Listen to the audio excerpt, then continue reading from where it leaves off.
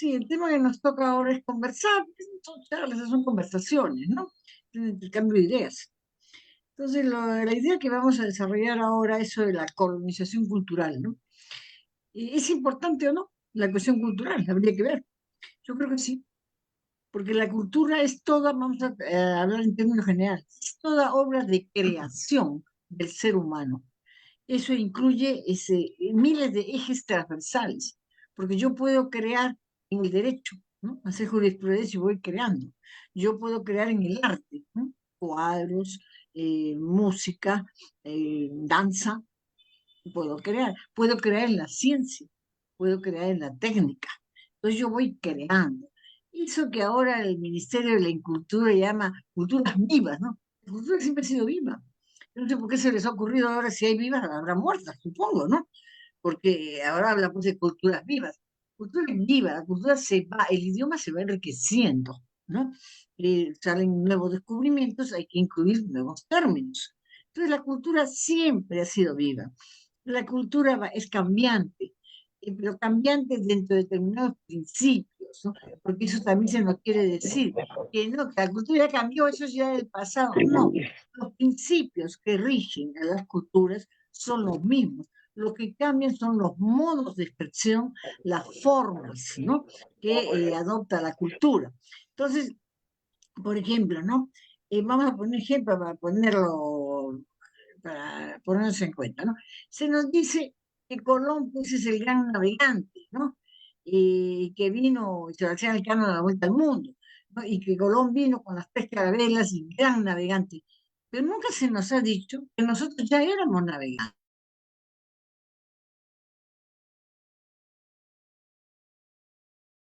Perdón, Pilar, se cortó tu audio ahorita, fue por mi culpa.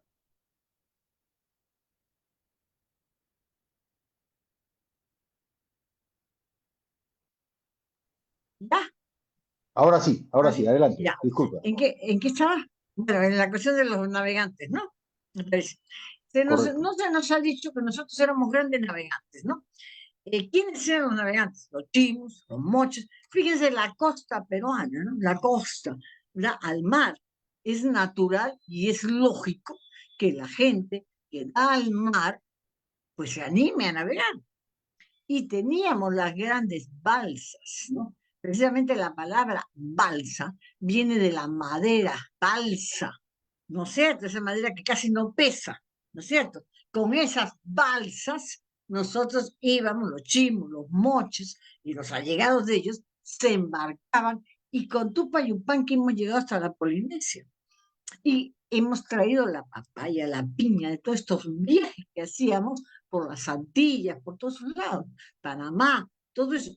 Eso no se estudia, no se nos dice. ¿Por qué? Porque ¿cómo vamos a decir que eran grandes navegantes? Y habían barcos con 50 personas o más, y habían tripulaciones. Eso está estudiado, ¿no? Del Busto lo estudia, y de Busto no es un izquierdista, ¿eh? De Busto es bastante moderado y de centro para derecha, ¿no? Pero él estudia a Tupayupanqui, y al estudiar a Tupayupanqui tiene que estudiar la navegación, y él es un entusiasta de la navegación, pues ya falleció. Entonces, pero vamos, el hecho es que en la cultura peruana no se nos dijo que éramos navegantes, no se nos dijo. Y nosotros, los grandes barcos, que son unas cosas chiquititas, las carabelas de Colón, ¿no? Porque tenemos que admirar a lo foráneo, porque eso es un problema de la colonización, el trabajo sobre las estructuras mentales, o sea, sobre esto, ¿no? Entonces, van trabajándonos las estructuras mentales para que nosotros aceptemos que somos colonos y nos parece bien porque ellos son superiores. Esa es una de las condiciones a nivel de estructuras mentales, ¿no? Que la colonización necesita. Y así como el ejemplo de la navegación, que pónganse a pensar ustedes pues, por lógica, los que viven en el mar salen para el mar, por lógica, ¿no? Entonces, ¿y cómo navegaban? Por las corrientes marinas, ¿no? Y daban la vuelta.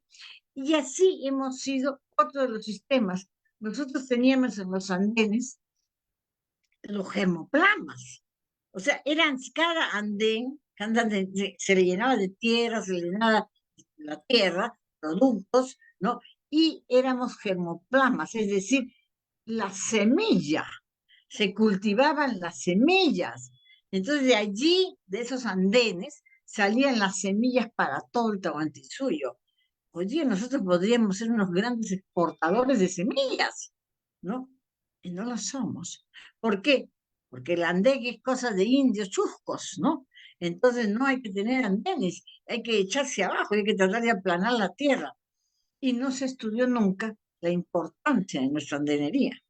Moray, en el Cusco, es un laboratorio antiquísimo, ¿no? Pero no se ha estudiado. ¿Por qué? Porque si nosotros comenzamos a pensar que hemos tenido una cultura vasta, grande, pues tendríamos que comenzar a tener un orgullo de nosotros mismos y no ver a unos bichos como superiores.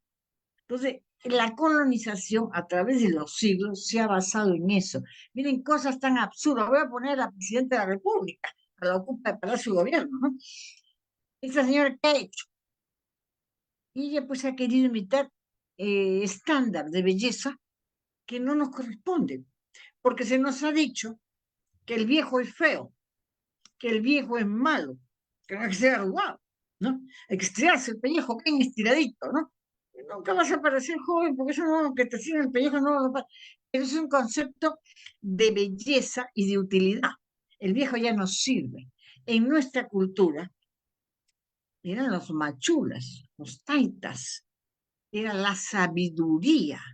Entonces, el viejo era un consejero, el anciano, porque tenía mucha experiencia de vida y mucha sabiduría. En cambio, en una sociedad occidental como la que tenemos, donde imprime el capitalismo, el viejo es descarte. ¿Mm? Te jubilan y para tu casa, ya con una miseria y para tu casa. Antes no. Nosotros decíamos no. Ese señor, esa señora, tiene una gran experiencia de vida y tiene mucho conocimiento. Entonces no son descarte. Esa señora es importante porque puede transmitir ideas, transmitir conceptos, transmitir conocimiento, hace cultura. Pero fíjense cómo son las diferencias entre una y otra forma de pensar. Los colonizadores, por supuesto que los viejos somos descartados, ya no servimos para nada. Las universidades dieron una ley que tuvieron que arreglarla un poco, que a los 70 años te ibas a tu casa, ¿no? Y grandes maestros se tenían que ir a su casa. Después han arreglado y les han dado un poco más y un nombramiento de maestros excepcionales para bajar un poco la cosa, ¿no? Pues el concepto de el viejo se descarta, el viejo se acaba y por lo tanto no hay que hacer viejo. Entonces esta señora no quiere ser vieja y ha abandonado por 1 hora, 2 horas, 2 días, 3 días el gobierno para cumplir. Fíjense la barbaridad que ha hecho esta señora para ser, porque tiene esa mentalidad colonizada totalmente. Entonces ella quiere ser joven, porque el viejo no sirve. Y así podemos ir viendo cómo hay una serie de aspectos, ¿no?, de colonización mental. Porque esta colonización mental, aparte, está ejercida desde la cotidianidad, desde los colegios, los historiadores, los maestros, ¿no? La transmiten. La transmiten como cosa de todos los días, como cosa normal, ¿no? Para que nosotros desde niñitos seamos coloniales. Voy a poner un ejemplo, otro ejemplo de cómo es la colonización. Y fíjense lo peligroso que es, ¿no? Acá se dice, y es cierto, unos dicen 44, otros 46% de niños que tenemos, de niños, ¿no?, entre los 1 y 3 años, que tienen anemia y desnutrición. ¿Qué significa un niño con anemia y desnutrición? Significa que sus neuronas no funcionan, no crecen, mueren, se acaban. Eso significa que ya eso que se murió ya no se puede recuperar. Y cuando ese niño vaya creciendo, su pensamiento es limitado, porque no tiene todo su sistema está cortado en determinadas partes por falta de alimentación. ¿Qué hace el gobierno malvado? Porque voy a decirle malvado. ¿Sí? Todos hemos visto el niño mamón, ¿no? Las señoras dando de lactar a un niño. Pero esa señora no sabe que ya su leche no produce nutrientes, es agua. Y además, yo voy a lactar, pero si yo no estoy bien alimentada, ¿qué clase de leche le voy a dar a mi niño? ¿No? Entonces se le dice, no, hija, no te preocupes, no le des comida. Simplemente, y está apoyado por médicos, simplemente a los 6 meses, nada. Ese niño a los 3 tiene que comenzar a comer. ¿No? No, ese niño no. Y si puedes alargar, alarga más, ¿no? Y hacen hasta concursos. ¿Y cómo va a resultar ese niño? Disminuido. Ese niño está disminuido. Y va a ser un peruano, un hombre nuestro disminuido.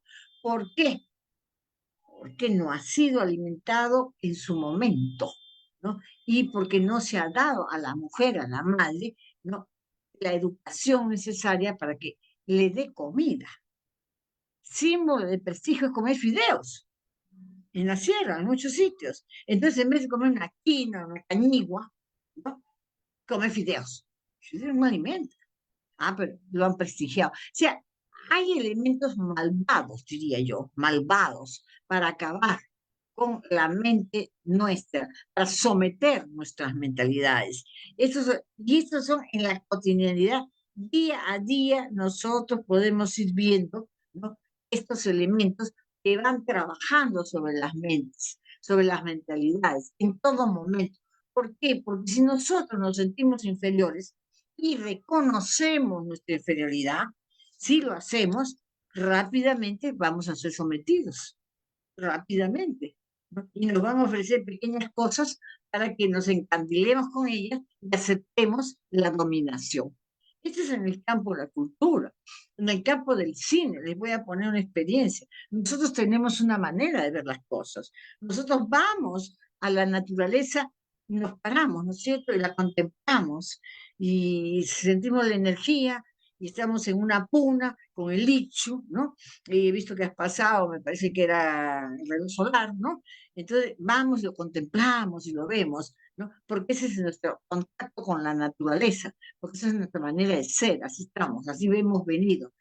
En el cine, ¿qué se hace para quitarnos esto? Si ustedes hagan nomás un ejercicio, vean una película norteamericana, ¿no? De Estados Unidos, y cuenten 1, 2, 3, cambiaron de plano, 1, 2, 3, cambiaron de plano, 1, 2, cambiaron de plano. Entonces vemos ahí, y cuando hay una película que nos muestra con tranquilidad un inmenso paisaje, una belleza de la naturaleza, ya la vi, ya nos cansamos, porque nos están incluyendo un lenguaje audiovisual, nos están metiendo el lenguaje que ellos quieren, y es el apartarnos a nosotros de la naturaleza. Eso es lo que nos mete a través de todos estos, el cine, la televisión. No solamente es el mensaje que dan, cómo nos manejan, ¿no? Dándole, yo no creo que sea desinformación, yo creo que es una mala información, una información perversa, la que nos dan para dirigirnos, porque esto es todo un sistema. No se puede decir que esta colonización sea solamente de una parte, no, es todo un sistema con múltiples redes que se va trabajando y lo van trabajando los medios de comunicación, lo va trabajando la educación. Cuando al niño se le dice, aprende de memoria, lo que tienes que pasar, hijito. El padre comienza a decirle así, no pienses, no le contradigas al maestro, te van a jalar, hijo. Tú nomás repite, dile que sí, para que te pase. El padre no le dice al niño, tienes derecho a pensar, tienes derecho a preguntar y a discrepar, ¿no? El alumno universitario tampoco discrepa, porque el profe lo jala. Y papá, mamá y todos que están esperando que salga de la universidad rápido, pero ¿cómo le contradice? ¿Por qué le va a contradecir? Porque no hay que pensar.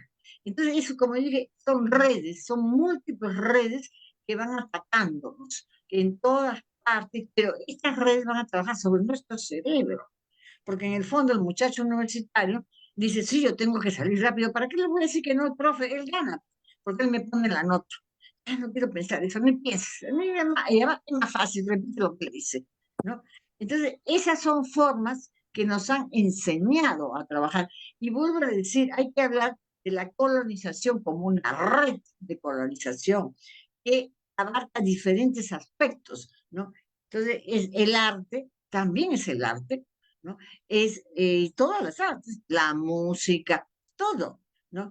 Y la ciencia, la tecnología, ¿no? Cuando yo no puedo entender por qué nosotros no podemos fabricar una serie de cosas, no lo podemos fabricar, ¿no? Entonces, a ver, un momentito, ya, bueno, entonces tenemos que aprender a fabricar cosas y no podemos fabricar cosas porque no es necesario. ¿Para qué vas a fabricar algo? Sí, la cultura nuestra comienza, ¿no?, a manejarla, a programarla de tal manera, ¿no?, que nosotros no vemos más allá. Fíjese algo, se habla del futuro, la mecatrónica, se habla de una sociedad ya robotizada, ¿no? Una sociedad que para que esta sociedad funcione tiene que ser colectiva, ¿no? Es el apoyo del esfuerzo colectivo y vamos a trabajar así. Pues se habla de eso. Pero yo pregunto, ¿no tuvimos nosotros desde nuestros ancestros, ¿no?, desde nuestros orígenes, el colectivismo dentro de nuestra cultura como valor? Claro que lo tuvimos, pero en ese momento se dijo que era malo, que había que fomentar el individualismo, ¿no?, y no el colectivismo. Y hoy, con los años, con el paso de los siglos, nos damos cuenta que nosotros teníamos una cultura que sabía que las cosas se tenían que hacer en colectivo y no en individualidades. Entonces, de esta manera se nos ha cortado. Ahora dice colectivo para tales cosas, ¿no? Las comunidades que actúen en colectivo para esto, ¿no? Pero nosotros teníamos, y eso se nos quitó, porque no era conveniente, ¿no? No era, pero el colectivismo que ponen ahora no es un colectivismo pensante, es un colectivismo que simplemente responde a ciertos incentivos y actúa como se está programando que actuemos, ¿no? O sea, no es el colectivismo que nosotros tuvimos, que era un colectivismo actuante y pensante, ¿no?, en bien de la comunidad. Ahora es en bien siempre de ellos, o sea, de una instancia capitalista, de las transnacionales, pero que ven la necesidad ahora de que actuemos en colectivo, ¿no?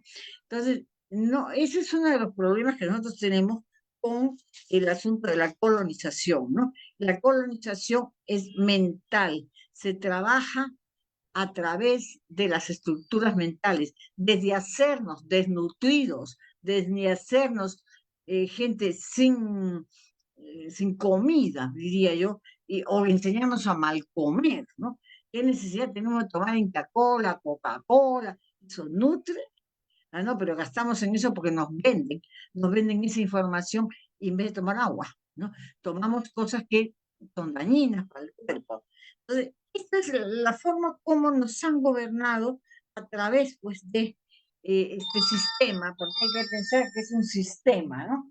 Es un sistema permanente, no es una, un pedazo de, no, sistema lleno de redes que se entretejen entre ellos, que actúan mancomunadamente entre ellos para lograr que nosotros obedezcamos, ¿no? Que nosotros hagamos lo que a ellos les parece, ¿no? Esto es, fíjense algo terrible que veía en la televisión el otro día, cuando Trump dijo que iba a ponerle 25%, me parece, de aranceles, ¿no?, a los productos de México. Yo escuché a los industriales peruanos, ¿no?, a la sociedad de industrias, ¿no?, gente de ahí, que decía, ay, entonces hay que pensar que ellos ya no, entonces nosotros sí podemos. Pero no se dan cuenta que más tarde nos va a caer a nosotros también. Nos va a caer más tarde a nosotros. Pero en ese momento, ¿qué es? El enajenado que somos nosotros, pensamos, hay un espacio para mí, ¿no? El individualismo exacerbado. Y no nos permiten pensar que, así como están planteando las cosas a México, a Canadá, ¿no?, nos van a plantear a nosotros en un momento determinado. Y no tomamos medidas, no apoyamos a México, no apoyamos a Canadá, que se la quieren poner una estrella más, ¿no? Ya, nosotros en cualquier momento ya ni siquiera nos van a dar una estrella, media estrella, nos darán anexo a otra estrellita que ellos tengan, ¿no? Entonces, ¿por qué? Porque somos muy obedientes, porque eso es lo que ellos requieren, ¿no? Ahora, hay pues descolonización, sí, hay descolonización y debemos ejercerla, pero para ejercer la descolonización tenemos que tener una conciencia muy clara cómo hemos sido colonizados y hasta dónde llega nuestra colonización. Y buscar los mecanismos de defensa contra esta colonización, ¿no? Y salir adelante de esta colonización. Esa es una de las cosas que a mí me parece como principios fundamentales. Me gustaría más bien resolver, bueno, resolver preguntas, ¿no? Porque el tema es sumamente amplio. He dado un concepto general, digamos, pero creo que es básico, ¿no? Básico, que nos han cambiado los valores, que nos han cambiado las normas, que nos han cambiado todo y que nosotros lo hemos aceptado porque se ha trabajado sobre nuestra estructura mental. Son bastante hábiles. Ahora es la televisión, ahora son los celulares, antes eran los púlpitos de las iglesias, donde los curas desde ahí nos manejaban. O sea, siempre ha habido una élite, una casta que nos ha ido manejando. Y hoy día también nos manejan hasta en las pequeñas cosas de lo cotidiano, ¿no? Y hasta en las grandes cosas, ¿no? Por ejemplo, yo solamente digo, si Petroperú es una empresa no rentable, la pregunta es, ¿quién la va a comprar? Si no se puede rentar, Petroperú no da dinero. ¿Quién va a meter su plata para perderla? Millones. Entonces, ¿es Petroperú una empresa, simplemente una cosa muy sencilla, rentable o no lo es? Si lo va a comprar, ¿no? Una gran empresa y va a poner el dinero, que sí que es rentable. El problema es que tal vez esté mal administrada. No soy técnica, pero por la lógica. Nadie va a comprar lo que no sirve. Nadie va a comprar lo que va a perder dinero. Se pasan diciendo que hay que acabar con Perú, pero el acabar no es que se disuelve nunca más, no, es venderla, ¿no? Pero, y ahí nos dice que nosotros, que no sirve, que no sirve. Tal vez lo que no sirve son la gente que trabaja allí. Tal vez ellos no están haciendo bien su trabajo y por eso la empresa está mal. Eso habría que es otro cantar, pero simplemente como principio, ¿no? Y todos repetimos, sí, sí, hay que venderla porque no sirve. Yo creo que sí sirve. Y las empresas mineras, ¿no estuvo el país muy bien con Velasco, con todas las empresas mineras? ¿Se hablaba de la contaminación que tenemos ahora en la época de Velasco? No, no, porque habían otras condiciones. Entonces, esto es lo que hay pero nos han dicho que Velasco es un cuco, es un malvado, ¿no?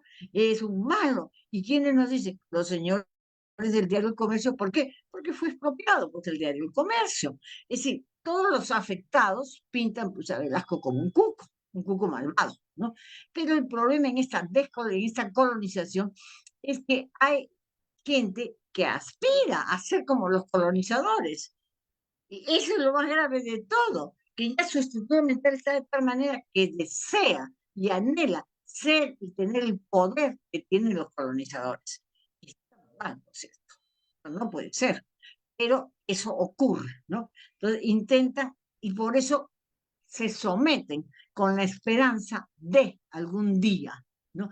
Es como el que roba y sabe que en su entorno, en un ministerio, roban, pero dice, si yo me quejo, me votan. Y si no me quejo y me callo, yo voy a subir y ya también yo me voy a beneficiar, ¿no? Es decir, la moral, los valores han sido alterados, han sido totalmente cambiados. Acuérdense que en la época de Fujimori se decía hay que ser exitoso, ¿no? ¿Y qué cosa es símbolo de éxito? Tener dinero, pues. Y que no importa que tú eres un gran escritor, un gran técnico, un gran investigador, no importa. Si tienes plata, sí. Si no tienes, no sirve para nada, porque se valoró, ¿no?, en moneda, en metálico, el éxito. Si tienes plata, eres exitoso, no importa cómo lo consigas. Y desde allí habría que comenzar a estudiar la gran corrupción en el Perú, desde todas esas políticas que se dio en la época del Fujimorato, ¿no?, donde había que tener éxito y había que tener la mayor cantidad de dinero a como diera lugar. No importaba cómo, si era del narcotráfico, de la trata, no, importaba cuánto, contante y sonante tienes, ¿no?